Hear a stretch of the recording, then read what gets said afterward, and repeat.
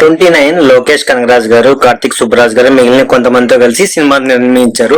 ఈ సినిమాలో విధు అనే పాత్ర సత్య గారు పోషించారు. ప్రీతి ఆసరాని విజయలక్ష్మి పాత్ర పోషించింది. రత్నకుమార్ డైరెక్షన్ లో నిజంగా ఈ సినిమా వచ్చింది. ఎలా ఉందో చూద్దాం. 29 అంటే 29 ఏళ్ల సత్య అనే అబ్బాయి కథ ఇది. అతని ప్రేమ కథ ఇది. విజయలక్ష్మి అనే అమ్మాయిని ఇష్టపడతాడు. పార్ట్ టైమ్ లో జాబులు చేసుకుంటూ సాఫ్ట్వేర్ కంపెనీలో పనిచేస్తూ ఉంటాడు. ఈ కథ ఫేస్బుక్, ఇన్స్టాగ్రామ్ కాలంలో మొదలైంది కాదు, ఆర్కుట్ కాలంలో జరుగుతూ ఉంటుంది. అంటే ఇంకా P1 P4 ఇలాంటివి మనకు చూడలేదన్నమాట. కంప్యూటర్ లో ఉన్న కాలంలో ఉంటుంది. ఆర్కుట్ వెబ్సైట్ లో వీడియో కాల్స్ మాట్లాడుకునే టైం అది.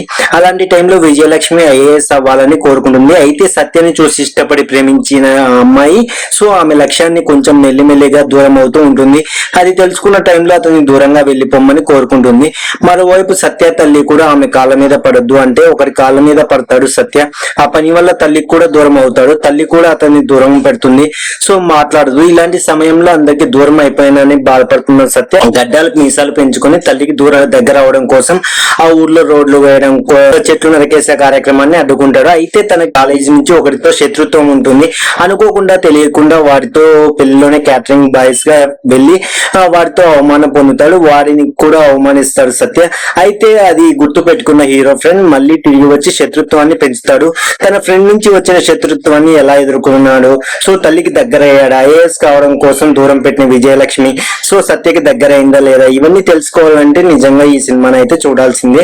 దర్శకుడు రత్నకుమార్ సినిమాని బాగానే తీశాడు. అయితే కొంచెం అక్కడక్కడ ఓవర్ క్రియేటివిటీ ఉపయోగించినట్లు అనిపిస్తుంది. గొడుగు పట్టుకుని తనలో తానే మాట్లాడుకునే సీన్లు కొంచెం అనవసరమైన డ్రీమీ సీన్ లా అనిపిస్తాయి. అలాగే తల్లిని ఆకట్టుకోవడం కోసం హీరో చేసే పనులు లాజిక్ లెస్ గా అనిపిస్తాయి.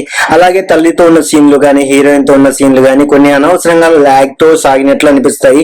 ఇదే ఈ సినిమాకు పెద్ద మైనస్ పాయింట్. అయితే బీచ్ లో ప్రపోజ్ చేసే సీన్ మాత్రం కొంతవరకు కొత్తగా అనిపిస్తుంది. ఆ సైడ్ వెళ్తే నీకు రోడ్ సౌండ్లు వినపడతాయి, ఈ సైడ్ వెళ్తే నీకు సముద్రం హోరు వినపడుతుంది. ఇవేమీ కాకుండా ఈ ప్లేస్ లో నిలబడితే సముద్రం యొక్క అలల సౌండ్ వినబడుతుంది. సో అన్నట్టు ఏదో చెప్తాడు హీరో. ఆ సీన్ మాత్రం బాగుంటుంది. అయితే ఏ సీన్ కూడా హార్ట్ కి టచ్ అవ్వదు, అంటే కనెక్ట్ అవ్వదు. అదే పెద్ద మైనస్ ఈ సినిమాలో. కంప్యూటర్ లో వీడియో కాల్ లో మాట్లాడుతున్నప్పుడు ఓ అమ్మాయి తన బాయ్ ఫ్రెండ్ ని కబోర్డ్ లో దాస్తుంది. ఈ సన్నివేశం కొంచెం నవ్వు తెప్పిస్తుంది. సత్య పాత్రలో విధు పర్లేదు అనిపిస్తాడు. తనకి తగ్గ ఏజ్ క్యారెక్టరే నిజంగా సెట్ అయింది అనిపించింది. ప్రీతి ఆసరాని ఎప్పటి నుంచో హీరోయిన్ గా ట్రై చేస్తుంది. బట్ కానీ కరెక్ట్ గా తనకి ఏజ్ కి తగ్గట్టు క్యారెక్టర్ రావట్లేదు. మళ్ళీ రావా నుంచి మనం చూస్తూనే ఉన్నాం ఆ అమ్మాయిని. కానీ ఆమె చిన్నపిల్లగా ఉండడం వల్ల ఆమె ఏంటో గానీ ఆమెకు సరైన అవకాశాలు రావట్లేదు. కానీ మంచి యాక్టర్ ఆవిడ బాగానే చేసింది. హీరో ఫ్రెండ్ గా నటించిన వ్యక్తులు ఓకే అనిపిస్తారు. కొన్ని సాంగ్స్ అయితే పర్లేదు అనిపించాయి, ఓకే. కానీ బట్ BGM అంతగా ఏం లేదు. లవ్ స్టోరీ కాదు కానీ అలాగని అద్రిపోయే లవ్ స్టోరీ అని చెప్పను. ఓకే, ఒకసారి అయితే చూడొచ్చు. ఫోటోగ్రఫీ బాగుంటుంది. ఒకసారి టైం పాస్ కి సినిమాని చూడొచ్చు. ఈ సినిమా ఈ రోజు నుంచి నెట్ఫ్లిక్స్ లో స్ట్రీమ్ అవుతుంది. సో డెఫినెట్లీ చూడాలనుకుంటే ఒకసారి చూడండి. That's it guys. Thank you for watching. Please subscribe my channel.